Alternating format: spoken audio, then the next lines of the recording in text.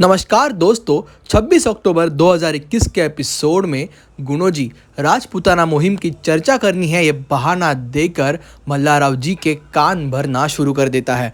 वो कहता है कि आपको इस बात की चिंता है कि हमें कितना दुख हुआ होगा जब खंडेराव ने गुप्त तरीके से ये मुहिम जीत ली, लेकिन सच कहूँ तो मुझे थोड़ा भी दुख नहीं हुआ। लेकिन आपके दिल पर क्या बीत रही होगी ये मैं समझ सकता हूँ। माफ़ कीजिएगा बड़े सरकार, पर गिनतियों के सैनिकों के साथ अकेले पुर्तगालियों के सामने जाना इसमें समझदारी नहीं है। खंडेराव इस मालवा राज्य के युवराज है, इस बात का उन्हें ध्यान रखना चाहिए। और इसके बाद गुणो जी राजपूताना मुहिम के बारे में चर्चा करने लगता है, लेकिन यहाँ मल्लाराव जी के मन में तो बस यही सोच चल रही होती है कि जिस सूझबूझ की आशा हम खंडेराव से करते हैं वही सूझबूझ तो हमें हमारे जावई बापू यानी गुणो जी के पास दिखाई देती है। और दोस्तों, यही योजना बनाकर द्वारका ने गुणो जी को मल्लाराव जी के पास भेजा था।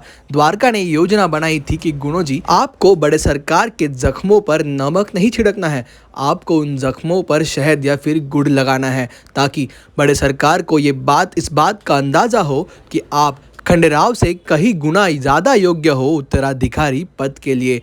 और यहाँ मल्लाराव जी को देखकर गुणो जी और द्वारका अपनी योजना में सफल होते हुए दिखाई देते हैं। और यहाँ शराब के नशे में धुत खंडेराव अहिल्या के प्रति अपना प्यार जताते हुए कहता है, अहिल्या, जब हम किले की मुहिम पर गए थे तब हमारे दिमाग में बस इतना ही था कि हमें जीतना है, और हमें जीतना है हमारी अहिल्या के लिए। हमारी अहिल्या को हम पर नाज हो, इसलिए हमें जीतना था।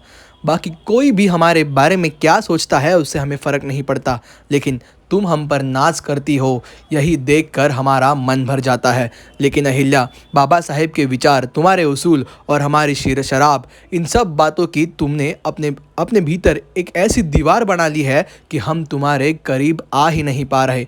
और ऐसा कहते कहते खंडेराव वही सो जाता है।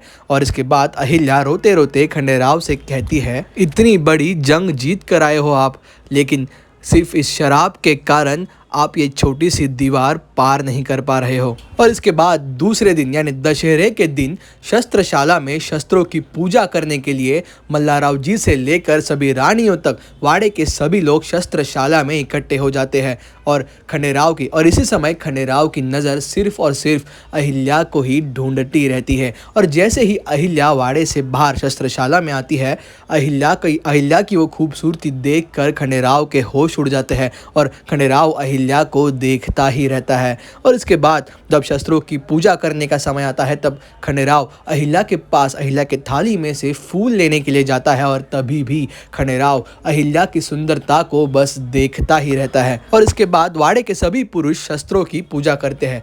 लेकिन दोस्तों, खंडेराव का दोस्त परीक्षित एक मिसाल कायम करता है। दोस्तों, हम सभी जानते हैं अगर किसी महिला या लड़की अहिल्या की एक सहेली जो कि विधवा है, वो दूर से उसे पूजा को देख रही होती है, भाग लेने में ही वहाँ परीक्षित आता है और पहले भी ये होता था, हमें हमारे तलवार की पूजा करनी है और इसलिए हमें फूल चाहिए। क्या तुम बता सकती हो हमें फूल कहाँ मिलेंगे? इस पर अहिल्या की ये सहेली कहती है, चलिए हम आपको दिखाते हैं फूल कहाँ मिलेंगे। लेकिन कुछ क्षणों के बाद रुककर वो परीक्षित से पूछती है, क्या हमारे हाथों से हम आपको फूल देंगे तो चलेगा?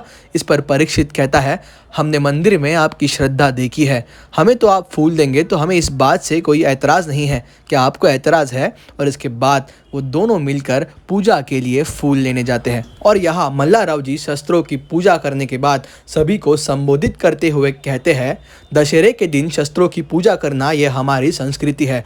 इसी दिन भगवान श्री राम ने रावण का वध किया था, और इन शस्त्रों को अपने हाथ में लेने वाले हर एक योद्धा को जोश के साथ संयम दिखाना भी बहुत ज़रूरी है। और संयम दिखाना भी ज़रूरी है, ऐसा कहते हुए मल्लाराव जी खंडेराव की तरफ देखते हैं। और इसके बाद दोस्तों, खंडेराव भी चुप रहने वालों में से कहा है। खंडेराव कहता है, बाबा साहेब, हम आपकी इस बात से सहमत नहीं हैं। शस्त्र हाथ में आने के बाद हर एक योद्धा के मन में जीत की लालसा होनी चाहिए। संयम आदमी को कमज़ोर कर देता है। और दोस्तों, इसी तरह खंडेराव फिर से गुणो जी को मौका दे देता है। खंडेराव की ये बात सुनकर गुणो जी कहता है, खंडेराव, लेकिन संयम हर एक योद्धा का विभूषण है और हमने यही सब बड़े सरकार से सीखा है। इस पर जवाब देते हुए खंडेराव कहता है, गुणो जी दाजी, आपकी बात सही है, बड़े सरकार कितने महान योद्धा है ये तो हम सभी जानते हैं, लेकिन युद्ध नीति का कोई एक आदमी शिक्षक नहीं हो सकता, क्योंकि युद्ध भूमि खुद हमें सिखाती है कि युद्ध हमें कैसे लड़ना चाहिए। इसके बाद मल्हारराव जी कहते हैं, अगर संयम नहीं दिखाया तो युद्ध भूमि में खतरा भी हो सकता है। इस पर उन्हें जवाब देते हुए खंडेराव कहता है, अगर युद्ध भूमि में जाना ही है तो खतरे के बारे में क्यों सोचना। और इसी तरह सभी के सामने ऐसी तीखी बातें करना शुरू कर देता है और इसी की वजह से सभी के सामने गुणो जी को मौका मिल जाता है खंडेराव को जवाब देने का। और इसके बाद मल्हारराव जी गुणो जी से कहते हैं, जावई बापू समझाइए इन्हें अपने तरीके से।